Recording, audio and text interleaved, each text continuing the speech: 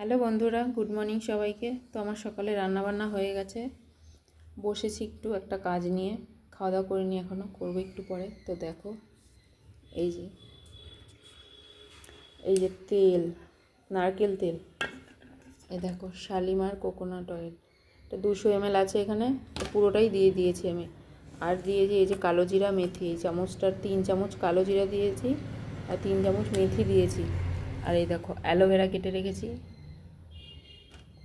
আর এর মধ্যে দেব পেঁয়াজ আর হচ্ছে জবা ফুল দেব। আর কারি পাতা দিলে একটু ভালো হয়, কারি পাতা তো নেই। তো আমি এটাকে 2 ঘন্টা ভিজিয়ে রাখবো, রেখে ফুটাবো একদম লো ফ্লেমে, যতক্ষণ না এগুলো একদম ভালো মতো পোড়া পোড়া হয় আর তেলটার একটা কালার চলে আসবে।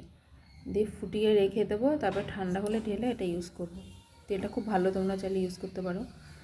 চুলটা খুব শাইনি এবং সফট হয়ে